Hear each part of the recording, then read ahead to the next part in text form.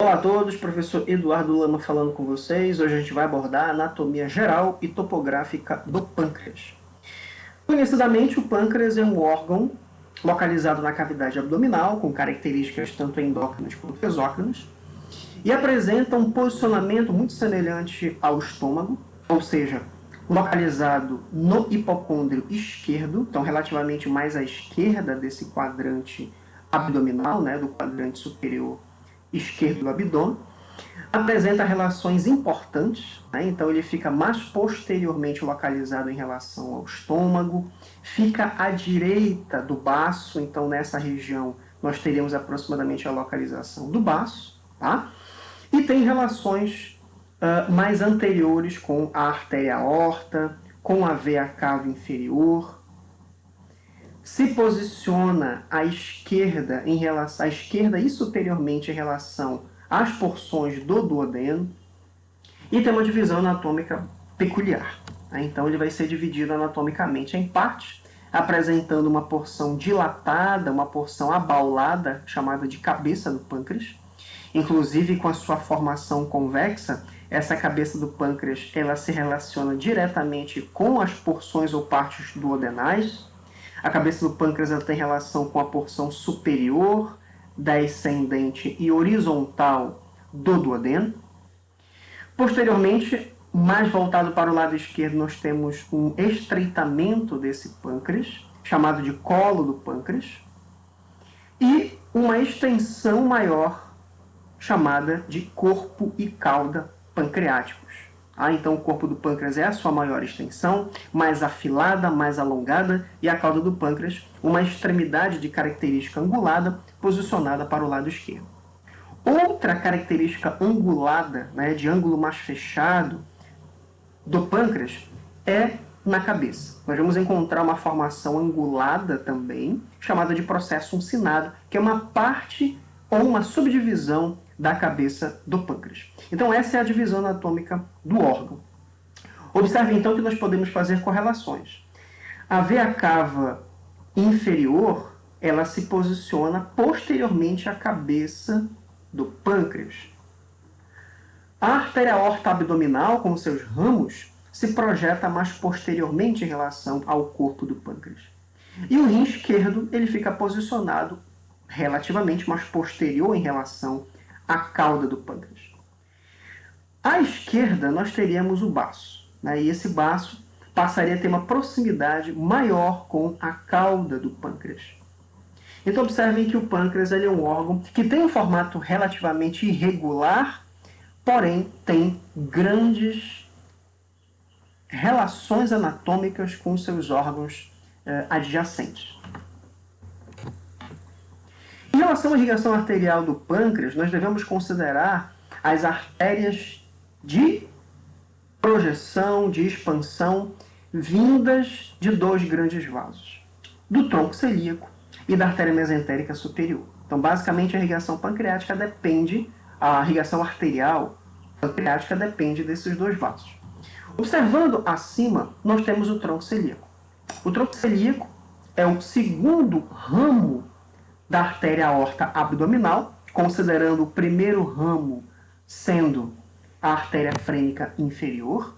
Então, o tronco celíaco ele é um grande vaso sanguíneo de formações ou de ramificações importantes para diversos outros órgãos digestivos.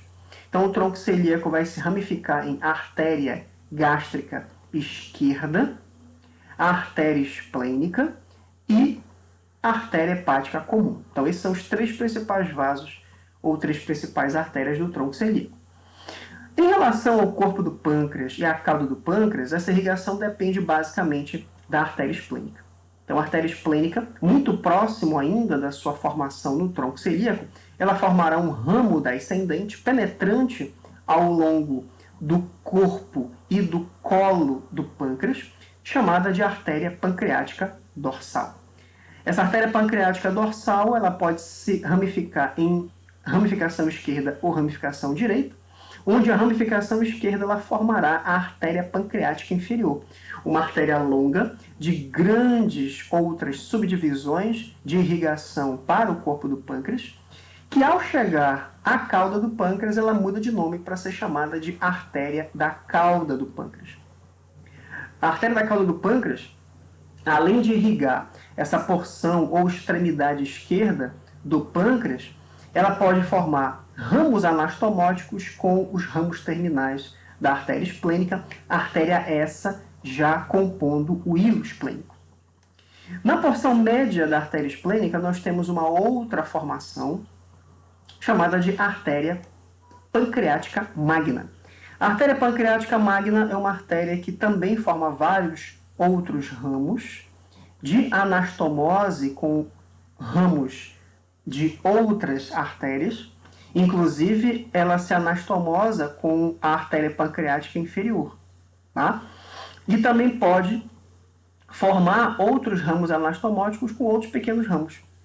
Então, essa irrigação arterial do corpo do pâncreas, da cauda do pâncreas, praticamente ela está condicionada aos ramos da artéria esplênica. Se nós considerarmos a cabeça do pâncreas, devemos pensar que, a partir do momento em que a artéria dorsal do pâncreas faz a sua ramificação direita, ela vai ter ramos de anastomose com essas principais artérias. Para que a gente possa entender a irrigação arterial da cabeça do pâncreas, nós devemos considerar os ramos que partem da artéria hepática comum. Então, vamos lá. A artéria hepática comum forma um ramo da ascendente, que é a artéria gastroduodenal. Essa artéria gastroduodenal ela vai se bifurcar em um ramo mais anterior e um ramo mais posterior. Observe que essa imagem do néter ela está relativamente um pouco mais sombreada para dar uma característica de plano de fundo. Então, ela está posicionada mais posteriormente em relação à cabeça do pâncreas. Essa artéria que se ramifica tanto anteriormente quanto posteriormente é chamada de artéria pancreático-duodenal. Então, nós temos o ramo anterior da artéria pancreático-duodenal e nós temos o ramo posterior da artéria pancreático-duodenal. Observe que o ramo direito da artéria pancreática dorsal ele pode se anastomosar com os ramos anteriores das artérias pancreático-duodenais superiores. Ok?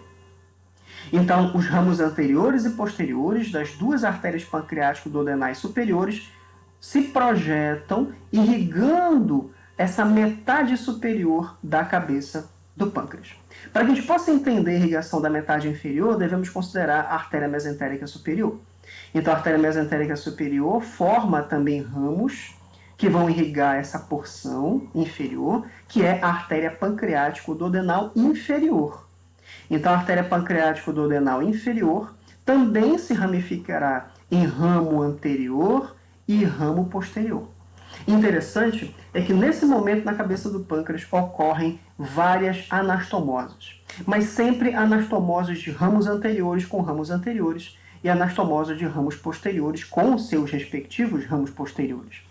Então, o ramo anterior da artéria pancreático-duodenal inferior se anastomosa com o ramo anterior da artéria pancreático-duodenal superior. O ramo posterior da artéria pancreático-duodenal inferior se anastomosa com o ramo posterior da artéria pancreático-duodenal superior. E assim nós temos uma rede anastomótica muito bem densa, uma rede extensa e profusa ao longo da cabeça do pâncreas, formando uma irrigação rica e bastante peculiar dessa região. Não esquecendo, mais uma vez, que pode ocorrer uma contribuição do ramo direito da artéria pancreática dorsal para essa irrigação através de uma anastomose também com a artéria pancreático-duodenal superior, especialmente o ramo anterior. A inervação pancreática ela depende de fibras simpáticas e parasimpáticas. O efeito dessa inervação autonômica gerará um controle da tonicidade da parede muscular dos vasos sanguíneos, podendo aumentar ou diminuir o fluxo sanguíneo para o parênquima pancreático. Então, nós vamos encontrar fibras parasimpáticas, representadas pelo tronco vagal anterior, que se projetam para a região de artéria aorta, se distribuindo ao longo da artéria esplênica. Então, nós vamos encontrar um plexo esplênico, ou seja, um conjunto de nervos de distribuição ao longo da artéria esplênica, parcialmente composto por fibras parasimpáticas do tronco vagal anterior. A outra contribuição depende do nervo esplâncnico maior. Tá? Então, os nervos esplâncnicos maiores, especialmente, nós vamos encontrar os nervos esplâncnicos maiores, tanto do lado direito quanto do lado esquerdo, se distribuindo ao longo dessa região, muito próxima aqui do gânglio celíaco, tá? Para a artéria esplênica e também para as artérias pancreático-duodenais. Então, o nervo esplâncnico maior, né, o nervo esplâncnico torácico maior direito, faz uma distribuição para as artérias pancreático-duodenais superiores, permitindo então essa inervação, né, e o controle vasomotor dessas artérias para a cabeça do pâncreas, enquanto que o nervo esplâncnico torácico maior esquerdo faz a sua distribuição, faz uma sinapse, na verdade, nos gânglios, né, principalmente no gânglio celíaco, e se distribui pela artéria esplênica, promovendo, então, um controle vasomotor dessas principais artérias que irrigam tanto o corpo quanto a cauda do pâncreas. Da mesma forma, o tronco vagal, né, seja esquerdo, seja direito, também se distribuirá nessa direção. Né? E aí nós teremos o controle exatamente dessas artérias, né, o controle da tonicidade dessas artérias, permitindo então aumento de fluxo sanguíneo e redução de fluxo sanguíneo, dependendo da demanda ou da necessidade desse órgão. Tá ok, pessoal? Então é isso que eu queria trazer para vocês e a gente continua nossas discussões do laboratório hemofuncional. Até lá!